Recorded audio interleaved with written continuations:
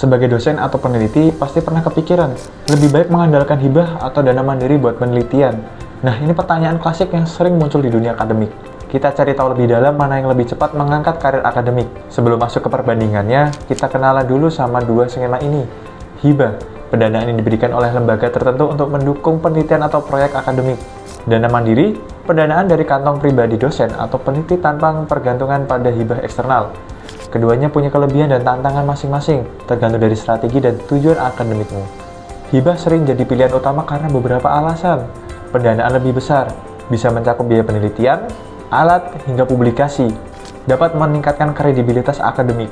Memenangkan hibah berarti penelitianmu diakui oleh reviewer dan lembaga pemberi dana.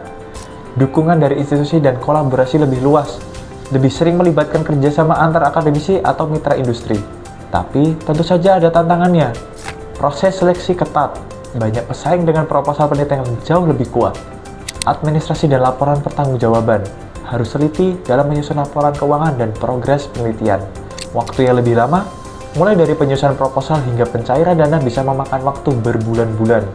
Sementara itu, dana mandiri juga punya keuntungan tersendiri, lebih fleksibel, bisa langsung dimulai tanpa perlu menunggu seleksi hibah.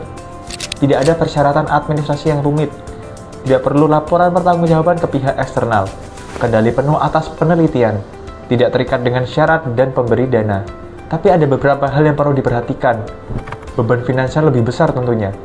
Harus siap mengalokasikan dana pribadi untuk penelitian. Kurangnya pengakuan akademik.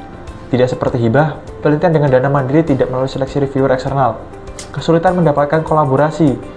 Beberapa institusi lebih tertarik dengan kolaborasi dalam proyek yang didanai oleh hibah. Jadi, mana yang lebih cepat mengangkat karir akademik? Jawabannya tergantung pada situasi dan strategi Anda. Kalau Anda butuh pengakuan akademik, jaringan luas, dan pendanaan yang besar, hibah adalah pilihan terbaik.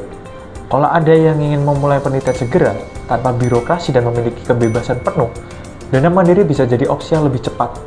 Tapi idealnya keduanya bisa digunakan secara strategis.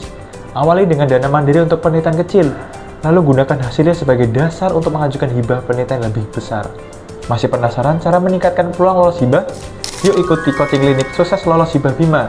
Kelas eksklusif ini akan membahas proposal hibah BIMA dengan standar reviewer bersama Dr. Insinyur Francina S. Latumahina dan Profesor Dr. Insinyur Iketut Widyana. Di sini Anda akan belajar syarat wajib lolos BIMA, strategi menyusun proposal hibah riset BIMA, dan cara meningkatkan peluang mendapatkan hibah BIMA. Jangan sampai ketinggalan, daftar sekarang juga dan tingkatkan peluang sukses hibahmu. Selanjutnya, kira-kira apa lagi yang ingin sobat dosen inginkan untuk kita kulik lagi seputar hibah? Menarik nih! Jangan lupa untuk like dan share. Kalau ada yang ingin ditanyakan, komen di bawah ini. Klik tombol subscribe dan nyalakan lonceng notifikasi agar tidak ketinggalan konten-konten menarik lainnya.